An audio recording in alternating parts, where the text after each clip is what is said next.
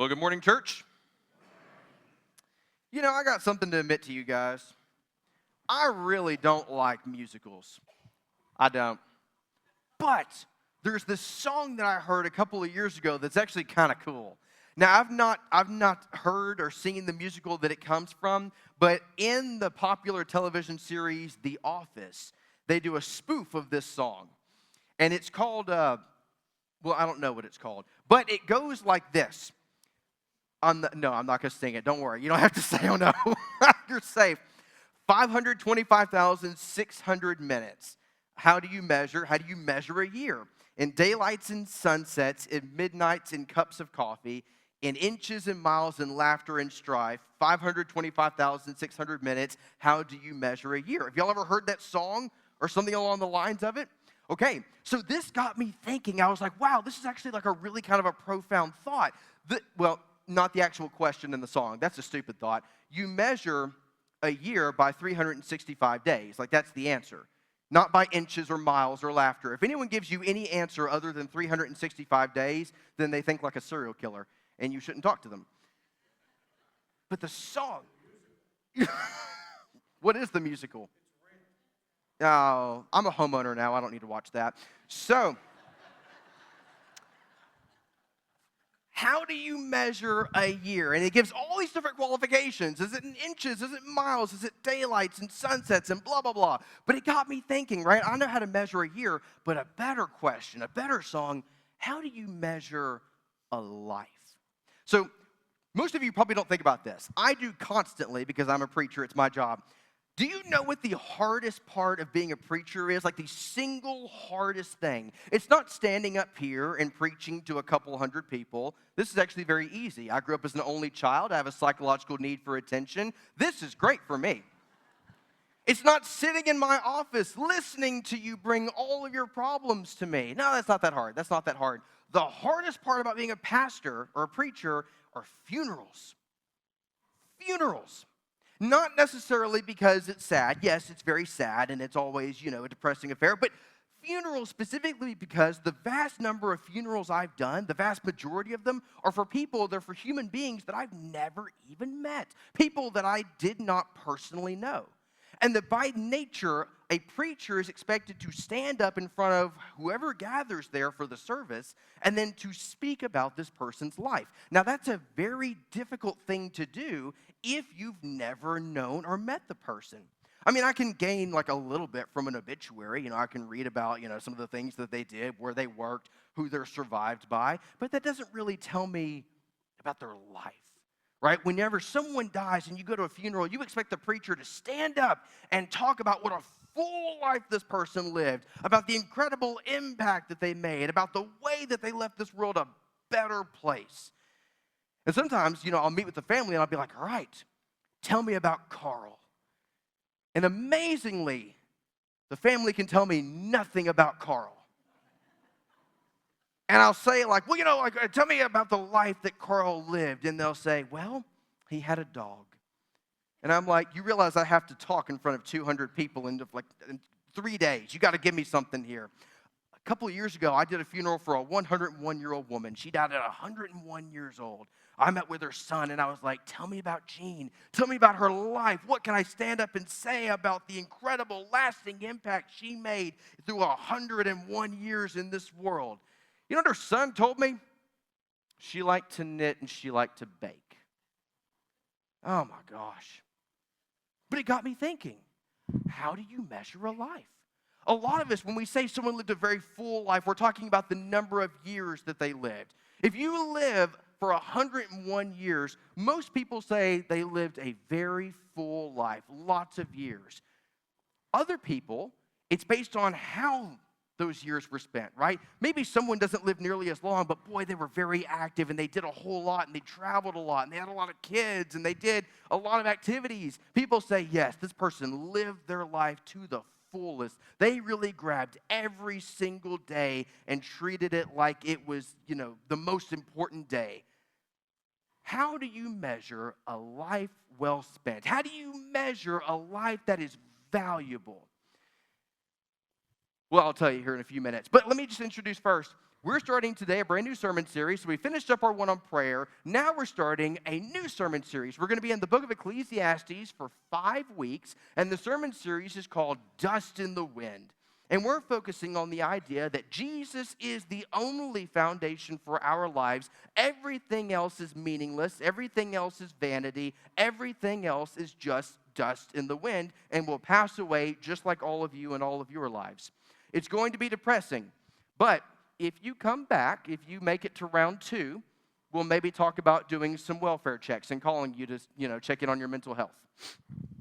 So in Ecclesiastes, the very first line tells us about who wrote this book. It specifically says that it's the son of David. This is typically ascribed to King Solomon, who was the wisest of all ancient Israelite kings. And throughout the book of Ecclesiastes, Solomon is essentially essentially being a philosopher. He's asking one fundamental question, and then the rest of the book is him searching for the answer to that question. Is there any sort of meaning? Is there any sense of lasting value that can be found in this life? Is there any advantage that can be gained through our lives here under the sun, in this world, on this earth? And all throughout the rest of the book, he surveys a whole bunch of different things. Is there meaning in this? Is there value in that? Well, what about this? And we'll walk through them. I'll show you essentially how everything is useless. But before he even presents any of the evidence, before he even goes into describing any of the experiments that he took, thankfully, he gives us the answer right off the bat in verse 2.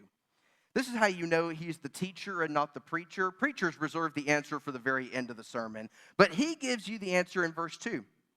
Meaningless, meaningless, says the teacher. Utterly meaningless. Everything is meaningless. Do you think that he thinks that everything is meaningless? A little bit, right? Just a little bit.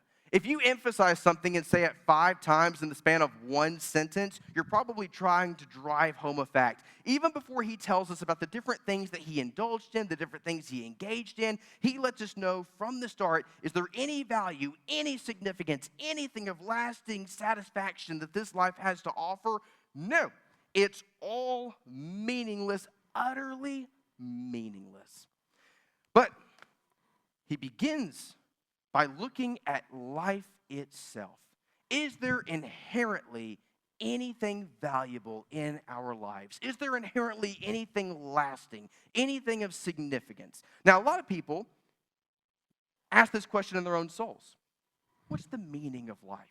What's the purpose of being here? Why are we here? What am I doing with my life? Especially at a midlife crisis, people really ask that question. And typically, what's the answer most people go to? Maybe you don't know. What's your answer? What's your meaning of life? I'm kidding. I'm not going to ask you that. Most people, their go-to answer is, well, I want to make the world a better place, to leave the world better than I found it, to be a light in the darkness, to be a good person. Y'all feel like that's a pretty fair assessment of what most people would say is their significance in life? No, you disagree with that? You think everyone's terrible? Okay, cool. Here's the great news. Everything's meaningless, including our lives. Even though we may think that there is some sort of lasting value, even though we may think that there is significance, even though when we eventually die and we have our services and we envision hundreds of people showing up, tears flowing, saying, oh my goodness, he just lit up a room whenever he walked into it, and I just don't know how we're going to make it without him. He is what made this world such a great place. Even though we envision that, Solomon here says, our lives really don't have an impact in the world at all. Would you like me to elaborate on that? Okay, good. So he continues. He says, and I'm just going to walk you through, there's 3 very significant points that he makes. Okay, one, we tend to think when we talk about a valuable life, when we talk about a life well lived, one of the ways that we kind of evaluate that is based on how someone affected the world around them, right? We would tend to think that if someone were to create a large business or something like that that would impact a lot of different people's lives, think about like Steve Jobs at Apple, we would think, okay, that person left a significant, enduring impact. Like that person lived a good, valuable, full life. But Solomon says, nope, that person was valueless, meaningless. He says specifically in verses 4 through 7, The sun, or generations come and generations go, but the earth remains forever. The sun rises and the sun sets, and it hurries back to where it rises. The wind blows to the south, and it turns to the north. Round and round it goes, ever returning on its course. All streams flow into the sea, yet the sea, it's never full. To the place the streams come from, there they return again. Even though we come and we go, even though we may spend 40, 50, 70, 100 years in this world, the earth is going to look the exact same after we're gone that it did before we arrived. The sun's going to continue on its cycle. Well, really, the earth will continue on its cycle. Water evaporation system and rain is going to continue just as it always has. Nothing is going to change. The winds will still blow. Mountains will still be there. Volcanoes will still erupt. Earthquakes will still happen. Everything in the world will still look exactly the same. None of it will change simply because we existed, and nothing we do will be able to change that. Now, before you disagree with me and be like, watch me go buy a Hummer H1 and then melt some polar ice caps, we're talking about like significant large-scale change, right? At the end of the day, the world looks the exact same. We may be able to make very small-scale changes that affect the lives of a few people, but in the grand scheme of human history, in the grand scheme of the world, our lives are not really going to leave a footprint. Our lives are not going to make a difference. Well, you say, well, what about if we innovate, right? What about if we create something new? You think about some of the famous inventors you learned about whenever you were in 4th grade history class, right? What about that guy that invented peanut butter, Joseph Carter? No, that Robert Carter. Who invented peanut butter? Mr. Jif. So, that's what happens when you don't answer me. You say, well, what about people who create enduring scientific advances that actually change how people live their lives, right? What about that? Surely they end up making a difference. Surely their lives are worth something, specifically because the fruit of their work continues on. Think about the printing press. Think about the cotton gin. Think about the first computer. Well, Solomon speaks to that too. He specifically says, what has been, this is in verse 9. What has been will be again. What's been done will be done again. There's nothing that's new under the sun. Is there anything of which one can say, look, this is something new? It was already here long ago. It was here before our time.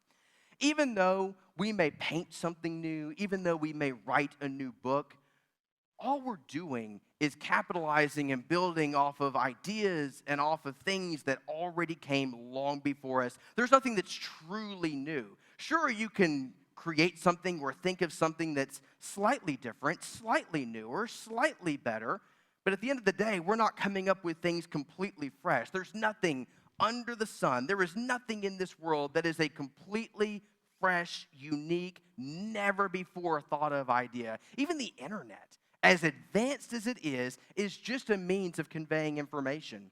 For those of you who are my age and younger, back in the ancient world before the internet, they used encyclopedias. Any of you guys remember those days? You don't have to implicate yourself by raising your hand. I won't make you. There's nothing truly new. So, one, we can't really make any sort of significant, noticeable impact on the world. And two, even the things that we may do aren't truly new, aren't truly unique, aren't truly novel. In fact, even in our own lives, right? Every one of us is following the exact same blueprint and exact same template. You go to school, you graduate, you get your education, you go to work, you get married, you have kids, you have a dog, you have a couple more kids, you retire, you travel, you die. That's nothing new. Everyone else who lived before you has done the exact same thing. We're all living the exact same type of life. See, isn't this exciting? Aren't you so glad you came to church today? Third, we think, okay, fine, maybe I don't make any sort of like imprint in the world through my life. Maybe I don't come up with anything that's completely novel and completely new, but I'm affecting the people who are around me, my kids. I live for them. I'm here for my kids to pour into them and to raise them up, and then my grandkids and, so on and so forth. And that's great. That's very nice. But they're going to die too. So he says here, the very end of verse 11, no one remembers the former generations, and even those yet to come will not be remembered by those who follow them. Even if you live a super long life full of years, eventually no one's going to remember you at all. think about this question, right? Answer this. How many of you can name your great-great-grandparents? That is your grandparents' grandparents. Any of you can name them? I can't name mine. I have no idea who they are. And if you can't name your own great-great-grandparents, nobody else will be able to name them either. So in the span of 100 years from now, no one's going to know your name. No one's going to remember it. You may go and be super rich and then put your name on the side of a building, right? You may walk up to me after church today and say, Greg, here's $50. Name the new fellowship hall after me. But even if people walk through that hall and it clearly says Morgan Hall, 100 years from now, people are going to be like, who's that name? No one's going to know. Everyone's going to forget. Our names will be lost in history. And even if we're leaders, right? Even if we're leaders, maybe it's not 100 years, maybe it's a couple hundred years down the road that it gets forgotten. Or maybe even if scientists are able to dig up our remains and find our Twitter accounts or whatever it is that show our existence, a couple thousand years will be nothing. Eventually, everyone gets forgotten. Case in point, not just your grandparents. You guys know the president, William Howard Taft? Who was his vice president? No one knows, and no one cares. There we go. I've made my point. Now, I know what you're doing because you're Methodist and you're a stubborn bunch. In your minds, you are trying to come up with examples that dispute what I'm saying up here. But the Lord is on my side, and so I have truth.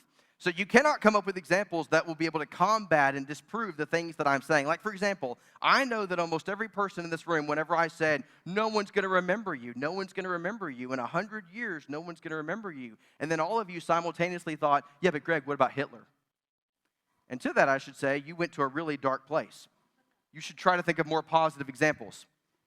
But even Hitler, right, he's our go-to example for evil, right? You talk about evil people, terrible people, everyone goes straight to the example of Hitler, right?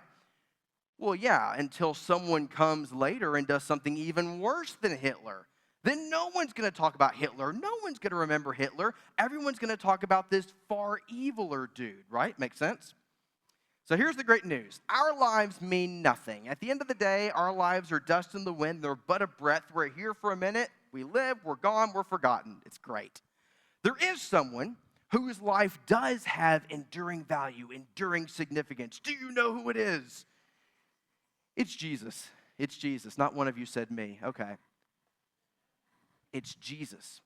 Now, let's look at the exact same things we just said we have no impact on and that we can't do in this world, right? I told you that our life leaves no actual footprint, doesn't change the face of the world in any sort of significant way. Did Jesus's? You better believe it.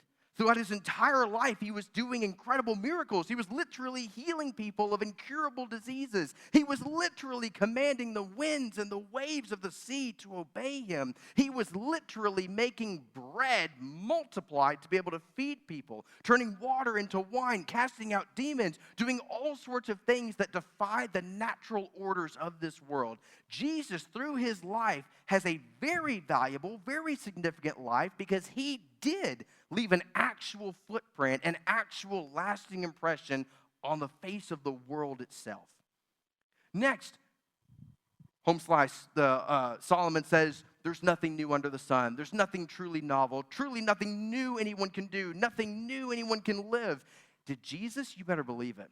Because unlike any other man, woman, or child that came before Jesus, his life was radically different than any other life, any other human being lived, because he was able to live completely sin-free. He was able to live completely attuned to and following God's will without error, without mistake, without fault, even up to his dying breath. That is something truly new. That's something that the world had never seen before. And then the last one. Everyone's going to forget you. No name lasts forever. You don't remember what comes before, and even those who come after you will forget you. It's been 2,000 years, and Jesus' name is still going strong. Why? Because he lives, because he's alive, because he continues to work and intervene in this world. So Jesus' life has true significance, has true value, has true meaning and substance, unlike ours. But you know what's really fun? You know what's really cool? I was a nerd whenever I was in high school. well, that's not cool. But like, yeah, I was a nerd whenever I was in high school. Not really anybody. But what happens, you've watched Hallmark movies before. What happens whenever the biggest nerd in school is there at the dance at prom, and then the prettiest girl in school comes over and dances with the nerd? Suddenly, that nerd becomes a somebody. Suddenly, that nerd's life has value. Suddenly, everyone recognizes and sees the student in a completely different way. That's the story of the gospel. Our lives were meaningless. We were useless. We were nothing until Jesus, who was somebody, who was something, who is everything, came into this world, lived the most valuable life the world had ever seen, and then gave up that life. Why? He gave up that life for you. Now suddenly, you who were meaningless, you who were but a breath, but dust in the wind, just another number, just another person in the grand scheme of the universe, now suddenly you have value. Because the most valuable man history had ever seen gave his life away for you. But not just that. When Jesus actually enters our hearts, when we truly do accept Christ, when we do truly walk as Christians, walk in love, walk in relationship with Him, it actually changes our lives. No longer do we not have any sort of footprint. No longer do we not have any sort of lasting change in this world. We do. Now, granted, we can't control the winds and the waves and mountains and all sorts of other things like Jesus can. But you know what changes in the world? Death. No longer do we experience, no longer are we subjected to the power of death. When we have Jesus, whenever we know Him and whenever we walk in relationship with Him, the world actually changes for us so that we don't experience the natural cycle of life anymore. We just experience everlasting life. What about the newness, the novelness? What about the fact that we can't contribute anything that humans haven't already done before? Well, when we walk with Christ, He brings real change into our hearts. He shapes our life in very real ways so that we no longer walk according to the terrible, garbage, sinful patterns of our ancestors, but we instead walk in the pattern that Jesus set. We instead respond to hatred with love. We instead respond to anger with grace. We instead respond to stinginess and pride and greed with humility. That's something that's new to humanity. That's something that's new to people. And then the idea of being forgotten. Let me tell you, friends, if we're walking with Jesus, if the grave has no hold on us, we don't need to be remembered. We'll live forever. My grandkids, if they know Christ, will be in heaven with me. There won't need to be any remembering because we won't be gone. Friends, our lives have no inherent significance. Nothing you do in this world, doesn't matter how long you live, doesn't matter what endeavors you try, how rich you get, doesn't matter. Nothing will leave any sort of lasting impact. Our lives cannot be about finding what our legacy is going to be because there's no such thing. It all fades away. It's all meaningless. It all amounts to nothing. There's only one thing that will truly give our lives that sense of lasting satisfaction, that will truly give our lives true value. Having and knowing Christ, accepting and receiving His sacrifice and walking with Him so that His life becomes our life. So friends, I don't know what your lives look like. I don't know how you spend your free time when you go home. I don't know what you value.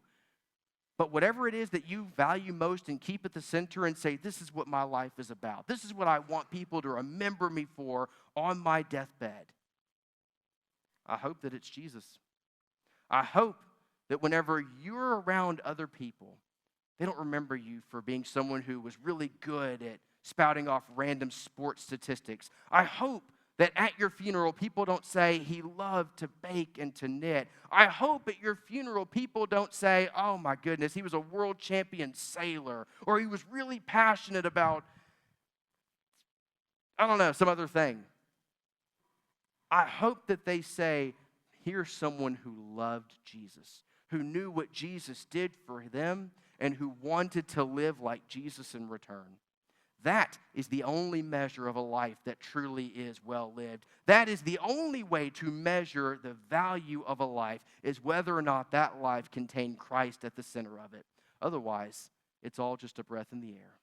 So friends, this Lenten season, as we prepare for that blessed day of Easter Sunday, that grand celebration that Jesus is alive, remember, nothing else this world has to offer will survive. Nothing else this world has to offer will last or will satisfy. Only Christ and Christ alone. So live into it, take hold of it, and be shaped by it. Amen and amen.